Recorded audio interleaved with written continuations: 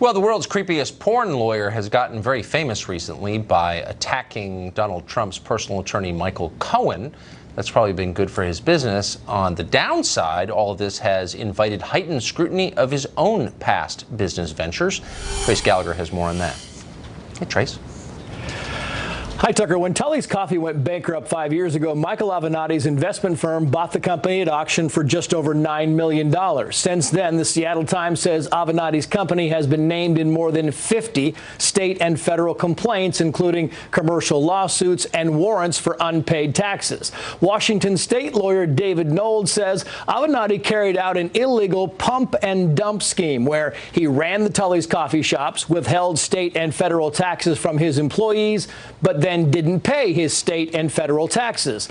Avenatti responds by denying the claims and calling David Nold a, quote, unethical hack of a lawyer, despite the fact that the Washington State Bar Association says Nold has no record of ethical or other violations. But Michael Avenatti also claims Tully's Coffee has long been under new ownership, and yet in court testimony last year, Avenatti reportedly listed himself as the chairman and principal of Tully's. And now we know Avenatti hasn't just faced business tax liens. We found records dating back 7 years of personal tax liens, both state and federal, for $1.5 million, including a $300,000 federal tax lien from just 3 months ago. Tucker. Big lien. Trace, thanks. Quick programming note. Last night, we mentioned the creepy porn lawyer you've just been hearing about, the one you've seen on TV recently threatening people. And it got us thinking, so we checked. According to the Washington Free Beacon, between March 7th and yesterday, that guy appeared on CNN and MSNBC 108 times. That's according to one source. The real number could be higher than that. Anyway, it's a lot of CNN and MSNBC, and we thought we would add a little diversity to his media diet, diversity, of course, being our strength. So we invited the creepy porn lawyer onto this show. We called his office, or what he said was his office. It may have been a booth at a Wendy's in Passaic, maybe a White Castle, you never know. In any case, he turned us down flat. Too bad. Would have been fun. Maybe when Jeff Zucker tires of him over at CNN, he will reconsider our offer. That won't be long. We'd enjoy it. Instead, tonight, we're joined by someone who is not an actual porn lawyer, but has closely followed the career of the guy we were just talking about. Julian Epstein is a former chief counsel to Democrats in the House Judiciary Committee, and he joins us tonight. Julian, thanks a lot for coming on. So, good evening, Tucker. There's a bit of a disconnect here. The argument from Democrats from day one has been that President Trump is too shady to be president.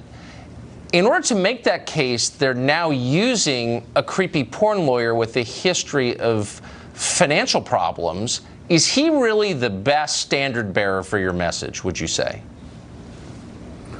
Well, I think Michael Avenatti has been effective on television. I think he's been effective in advancing the interests of his client, and he's used television much more effectively than most lawyers do. I'm not sure he is the standard bearer for Democrats. I think he has.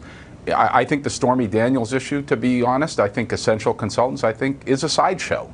I think there is nothing in Essential Consultants' story that we know where there's any laws that are necessarily broken, but I think there are relevant questions that should be asked about was Essential Consultants being used for a Russian slush fund, a campaign finance slush fund, for laundering money, lots of things that people have kind of been breathlessly alleging, but there's no evidence of. I think there's questions to be well, asked, there's no, but certainly no evidence of any legal violation. But I don't think that's the central issue. I still think, if I can just finish the point, Tucker, I still think the central question here for Democrats, as far as Democrats are concerned, is whether the president knew or was actively involved in Russian interference in any way. And there's no evidence of that. I'm not saying there's evidence of that. And by the way, I agree, but then why? Look, I think that is a central question.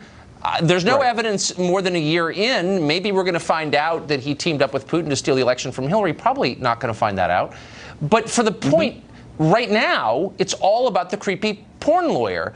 And I'm wondering, like, what exactly is the point of this? I don't know what the interests of his client are. I don't know who he represents. I do know I'd be very uncomfortable if he got a hold of my confidential bank records. Wouldn't you? Well, I think we need to find out how he got the information, for sure. I think there are questions there. But to be honest, Tucker, I think your indictment is of the industry that you're a participant in, which is the cable television industry. I think it is the obsession of the cable television industry. I think Bob Mueller and the Democrats, for their part, are not necessarily obsessed hold about on, this, Julian, although you've it been does doing this raise a long money. time. Cable Look, responds to ratings. I don't think he's been on this channel, as I just said. We tried to have him on the show because I want to meet this guy. He should come on this show. I think it'd be amusing as hell, but he's too busy on the other channels whose viewers are responding. That's why Jeff Zucker's put him on, every day for 2 months. So he really is one of the most famous Democrats in America. He's a partisan Democrat. He worked on Democratic campaigns, dozens of them. So what does that tell you? But I don't think that's where the Democratic Party is right now. I mean, I think what Avenatti is doing is relevant because it gets to whether there were campaign finance violations with the Stormy Daniels payment.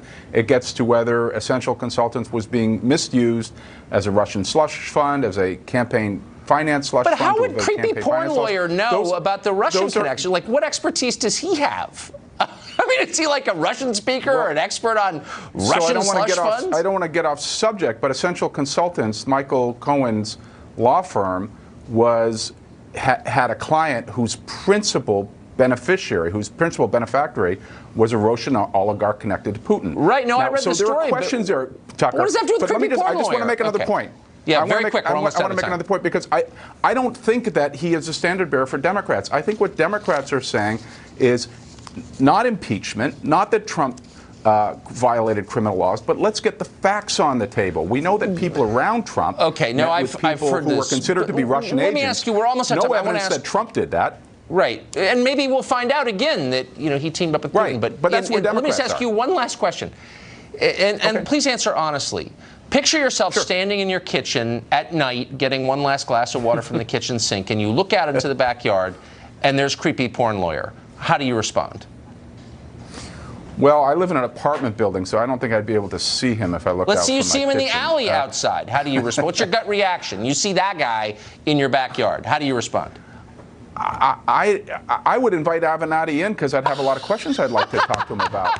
If I saw anybody outside my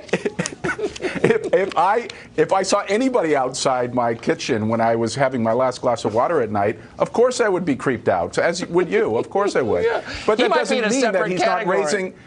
It doesn't mean, Tucker, that he's not raising some significant issues. You know what? I'm an open-minded man, as you know, Julian. I'm just raising some important questions, I think. Thanks for joining us. I appreciate it. Thanks for having me, Tucker.